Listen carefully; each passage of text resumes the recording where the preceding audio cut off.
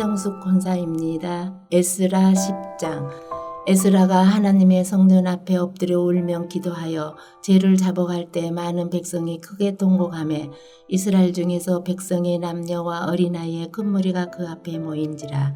엘람 자손 중 여예일의 아들 스가냐가 이스라엘에게 이르되 우리가 우리 하나님께 범죄하여 이 땅 이방 여자를 맞이하여 아내로 삼았으나 이스라엘에게 아직도 소망이 있나니 곧 내 주의 교훈을 따르며 우리 하나님의 명령을 떨며 준행하는 자의 가르침을 따라 이 모든 아내와 그들의 소생을 다 내보내기로 우리 하나님과 언약을 세우고 율법대로 행할 것이라.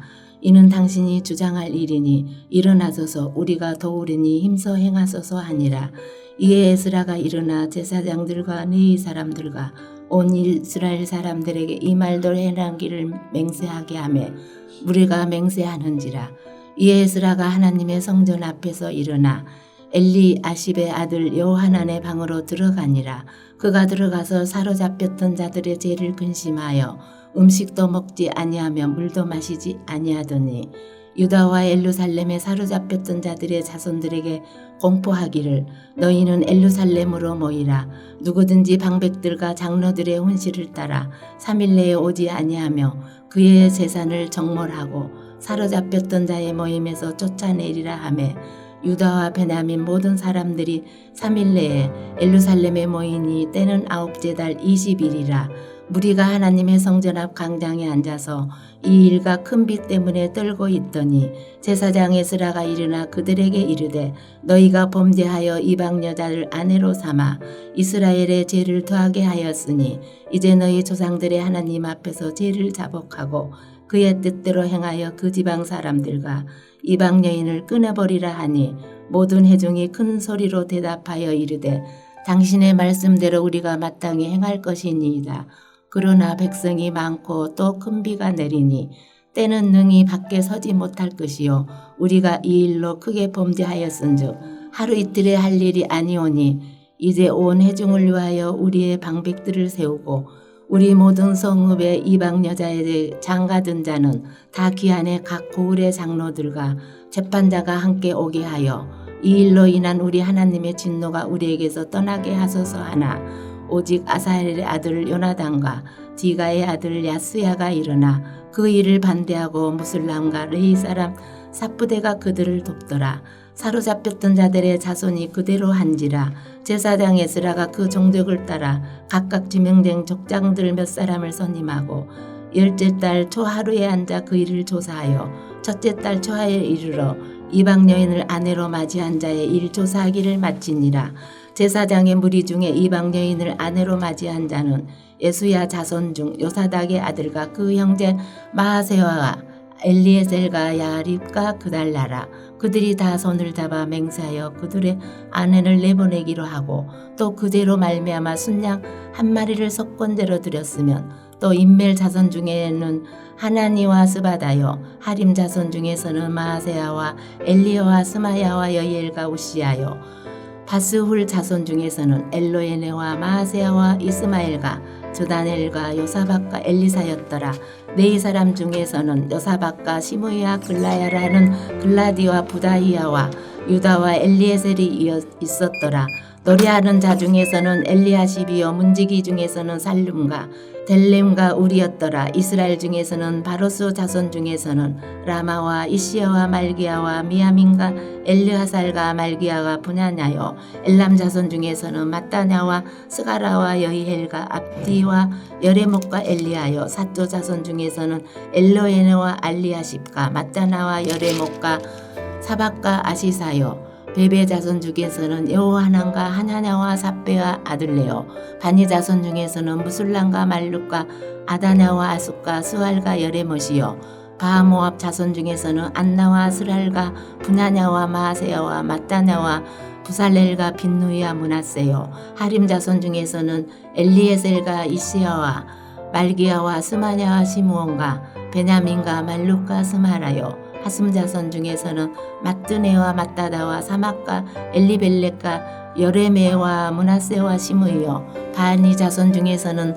마하데와 아브람과 우엘과 분야냐와 베드야와 글루이와 와냐와 무레목과 엘리십과 mat자냐와 마뚜네와 야하수와 바니와 빈누이와 시므이와 셀레마와 나단과 아다냐와 마뜨드베와 사세와 사레와 아사렐과 셀레마와 스마라와 살룸과 아마랴와 요셉이요 느보 자손 중에서는 여엘과 마따디와 사박과 스비네와 잇도와 요엘과 분야냐더라. 이상은 모두 이방 여인을 아내로 맞이한 자라. 그 중에는 자녀를 낳은 여인도 있었더라. 하늘에 계신 우리 아버지여, 이름이 거룩히 여김을 받으시오며 나라가 임하옵시며 뜻이 하늘에서 이룬 것 같이 땅에서도 이루어지이다. 오늘날 우리에게 일용할 양식을 주옵시고 우리가 우리에게 죄 지은 자를 사하여 준 것 같이 우리 죄를 사하여 주옵시고 우리를 시험에 들게 하지 마옵시고 다만 악에서 구하옵소서. 대개 나라와 권세와 영광이 아버지께 영원히 싸움나이다. 아멘.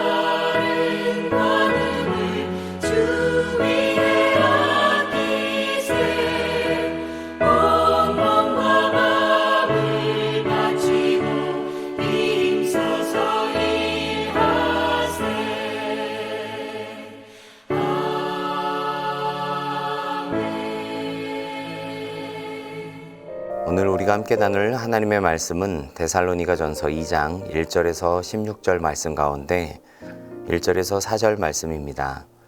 형제들아, 우리가 너희 가운데 들어간 것이 헛되지 않은 줄을 너희가 친히 아나니 너희가 아는 바와 같이 우리가 먼저 빌립보에서 고난과 능욕을 당하였으나 우리 하나님을 힘입어 많은 싸움 중에 하나님의 복음을 너희에게 전하였노라. 우리의 권면은 간사함이나 부정에서 난 것이 아니요 속임수로 하는 것도 아니라 오직 하나님께 옳게 여기심을 입어 복음을 위탁받았으니 우리가 이와 같이 말함은 사람을 기쁘게 하려 함이 아니요 오직 우리 마음을 감찰하시는 하나님을 기쁘시게 하려 함이라. 아멘. 하나님의 은혜와 평강이 사랑하는 우리 성도들 가정 가운데 함께하기를 축복합니다. 누군가에게 위로가 되고 힘이 되어주려면 상대방의 아픈 마음을 본인이 먼저 겪어본 사람이 더 그 일을 잘 감당할 수 있습니다.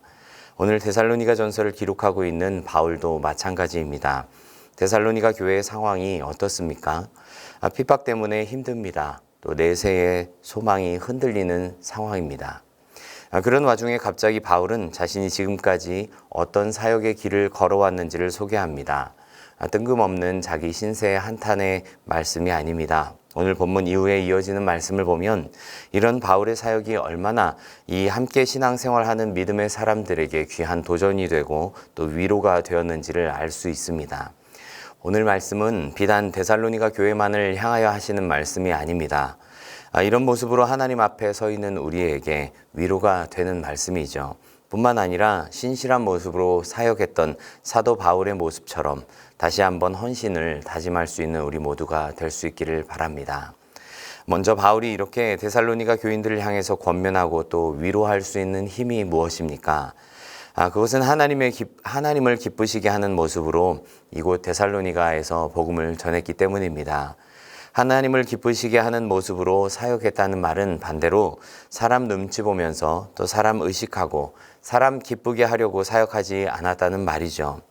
오늘 말씀을 이해하기 위해서는 바울의 2차 전도 여행 여정을 다시 생각해 볼 필요가 있습니다. 빌립보에서 데살로니가로, 또 데살로니가에서 베레아, 또 아덴에서 고린도까지 이어지는 이러한 여정 가운데 바울이 지금 고린도에 있는 상황이죠. 특별히 데살로니가로 오기 전 빌립보 감옥에서 치른 옥고에 대하여서 말하고 있습니다. 귀신 들린 아이 하나를 고쳐준 일 때문에 주인에게 억울한 누명을 쓰고 옥고를 치러야 했습니다. 바울과 실라가 그곳에서 뜻밖의 이런 고난을 당했을 때 어떤 심정이었겠습니까? 인간적인 생각이었다면 분명히 아마 여기서 그만두고 돌아가고 싶었을 것입니다. 포기하고 싶었을 것입니다. 왜 이렇게까지 내가 헌신하고 사역해야 하는가 회의가 들었을 것입니다.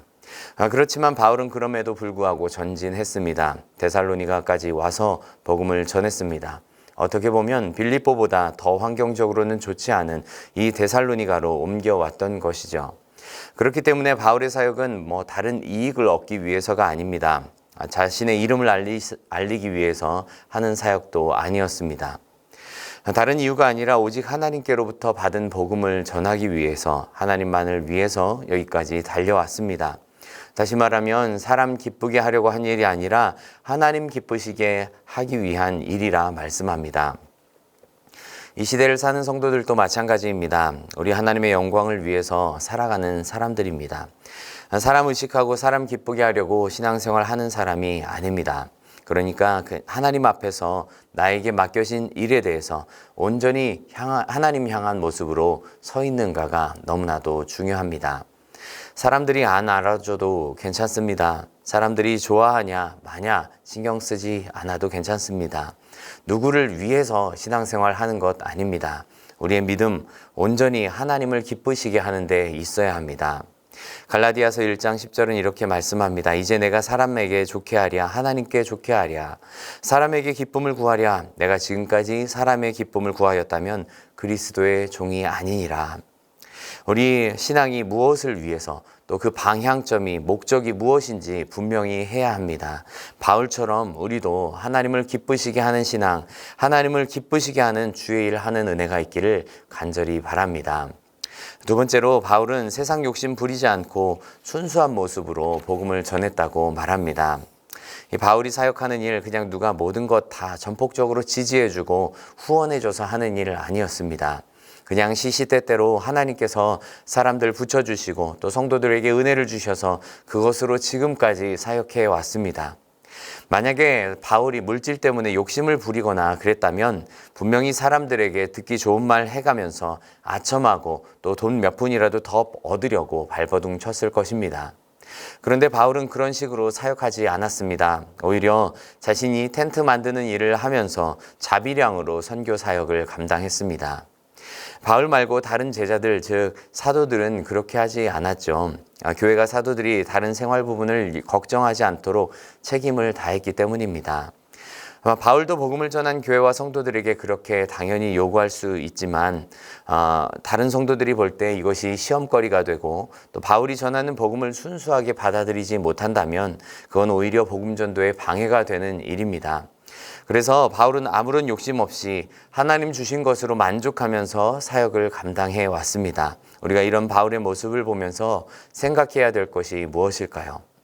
너무 세상 욕심에 얽매여서 살아서는 안 됩니다. 하나님은 우리에게 필요한 은혜를 공급해 주시는 분입니다. 우리가 그것을 믿으면서 순수한 마음으로 신앙의 길을 걸어가는 성도 되어야 합니다. 하나님은 이스라엘 백성들에게 만나를 주셨습니다. 매일매일 필요한 만큼 거두게 하셨습니다. 더도 말고 덜도 말고 성경은 많이 거둔 자도 남음이 없고 또 적게 거둔 자도 모자람이 없었다 하고 말씀합니다. 일용할 양식을 주신 것입니다. 예수님께서도 우리에게 이렇게 기도하라고 말씀합니다. 일용할 양식을 주시옵고. 일용할 양식을 달라는 것은 정말 하루에 필요한 양식의 은혜를 달라는 것이고 또 넘치거나 부족하지 않게 하나님께서 책임져 달라는 기도입니다. 그렇게 하나님 주신 은혜에 만족하면서 살게 해달라는 신앙의 고백이 담겨 있는 것이죠.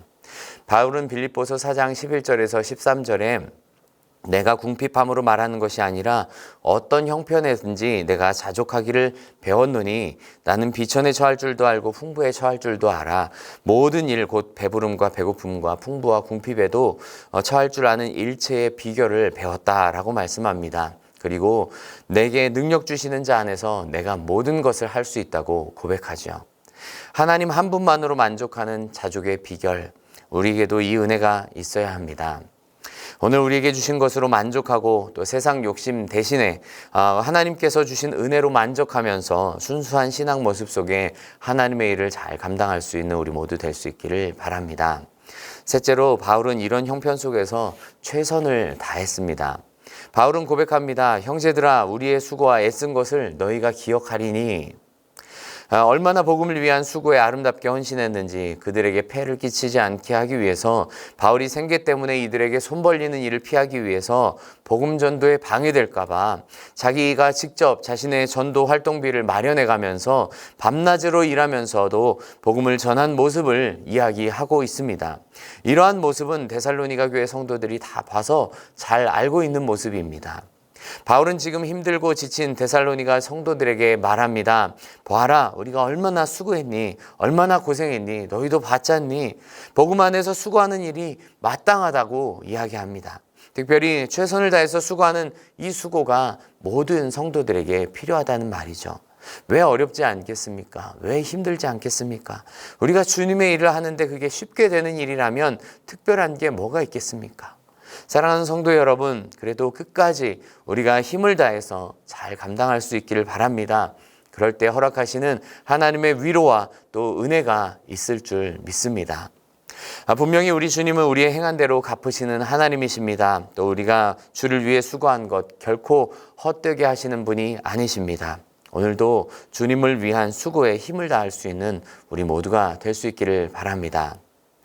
하나님은 오늘도 누군가를 위해서 나를 사용하실 것입니다. 내가 만난 일들을 통해서 또 하나님은 또 누군가를 위로하게 하시고 또 세우시고 붙들어 주시는 도구가 되게 하실 것입니다. 바울이 감당한 사역이 데살로니가 성도들에게 귀한 도전이 되었고 또 위로가 되었듯이 우리가 주를 위해 하는 수고가 온전히 하나님께 영광이 되고 또 순수함으로 또 열심히 최선을 다해 진력하는 가운데 선한 열매를 거두게 되는 축복이 우리 모두 성도의 삶에 있기를 간절히 바랍니다. 함께 기도하겠습니다. 사랑과 은혜가 풍성하신 하나님 아버지, 오늘도 우리에게 주님 부르신 사명 따라 충성하며 살아가도록 부르시고 세우심을 감사합니다.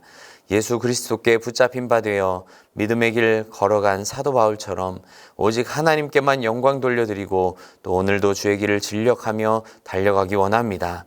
세상 욕심, 사람 인정보다 하나님 기쁘시게 하는 모습으로 주님께서 맡기신 사명을 오늘도 잘 감당할 수 있도록 성령 하나님 우리를 붙들어 주시옵소서. 감사드리며 예수님 이름으로 기도드립니다. 아멘.